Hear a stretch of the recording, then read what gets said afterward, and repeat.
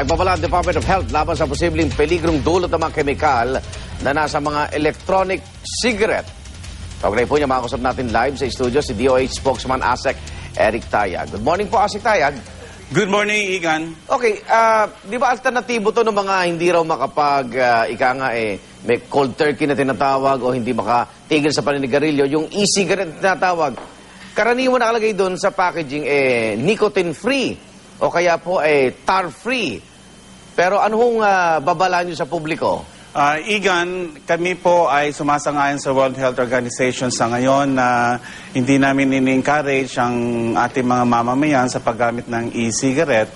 Minomonitor namin ito sapagkat marami nga nagsasabi na ito ay isang paraan para mahinto ng paninigarilyo. Mabuti naman po kung magkakagayon. Kaya lang, napapansin namin, Igan, ito ay nagkakaroon ng tatak sa isipan ng mga bata. Okay. At kalaunan ay baka gumamit na sila ng tunay na sigarilyo. Sa paigan, sa pag-monitor namin ng mga ebidensya sa e-cigarette, may mga pagtitesting na ginawa sa ibang bansa, may natagpo ang mga substances doon na maaaring carcinogenic. Kaya, at totoo rin yun na pwedeng mamili ang isang gumagamit dito ng nicotine o nicotine-free, subalit may ibang mga substances na maaaring makasama o maging panganib sa kalusugan. Alam ko may mga flavor pa ho yung mga liquid na nilalagay para makapaglikha ng usok, di ba? Tama yan. Merong vanilla at iba-iba pang may mint or menthol. Opo. At yan nga ay nakakainganyo at ang itsura nga yan parang sigarilyo. Opo. Sa ibang bansa ay ito ay binaban na o illegal katulad sa Singapore, Malaysia. Okay. Sa ating bansa may tolerance tayo sa ngayon. Subalit minomonitor namin kaganapan kasi sa ibang bansa, Igan, yan ay classify na tobacco product. Sa ibang bansa naman, drug delivery system. Dito sa atin, dahil wala naman therapeutic claim, hindi natin ma-regulate kung yan ay drug or drug product. Pero kahit pa paano sa ngayon na hindi pa ito nare-regulate, may epekto na ho sa kalusugan ng gumagamit? Maaari po magkaroon ng epekto kung yung substances nga na matatagpuan dun sa cartridge o sa liquid na ginagamit ay isa sa mga maaaring magbigay ng panganib sa kalusugan, yung carcinogenic nga na sinasabi natin. Kung hindi naman, ito ay maaaring makatulong daw sa mga naninigarilyo at biglang hihinto sila at ito yung gagamitin nila.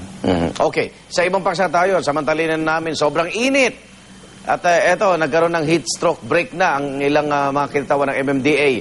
Tama ho ba ito, ASEC Tayag? Nako, sinususugan namin yung ginawa ni MMDA Chairman Tolentino sapagkat mainam talaga may break yung mga nasa kalsada. Hindi lamang sana doon sa mga traffic enforcers natin, pati mga kumukumpuni ng kalsada, tsaka yung mga naglalako ng mga pagkain mga paninda, mga vendor. Kahit wala po kayong supervisor po, mag-break po kayo, pumunta po kayo sa lilim, munyong kayo ng tubig, palit kayo ng damit, kung pawis na po kayo, at kung may nararamdaman po kayong hindi mainam, katulad ng nahihilo na po kayo, masakit ang ulo, mainit na po pakiramdam nyo, magpatingin po kayo sa mga ospital po. At kahit hindi maulan, tuloy ang kampanya ng dengue. ASEC? Nilaunch na namin sa Batangas noong April 4, yung 4 o'clock habit, na kung saan, kung yung alas 3 magdadasal ho tayo, alas 4 ho ay stop, tumigil muna tayo sa ginagawa natin. Designated person siya na Igan, maging dito sa studio nyo, kaya sa opisina o sa eskwela, saan man.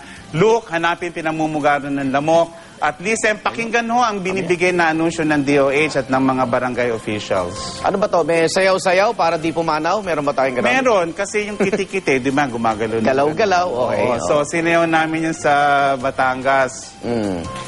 Paano sayaw? Kiti-kiti. Demo na ba natin? Sige. Music, please. Music now. Si ASEC.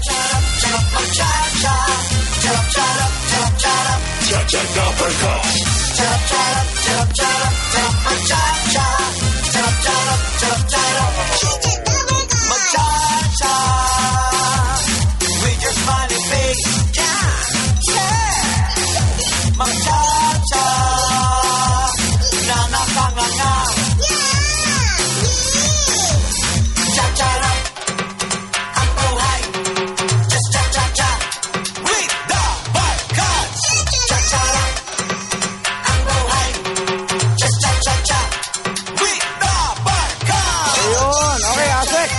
Nako po, ganun pala mga kitikite, no? Nagchachacha. Kaya doon sa mga madedengge, nga, nako, Maraming salamat po at marami pa tayong malalaman mula kay DOH Spokesman ASEC Eric Taya, kaunay po ng ating kalusugan.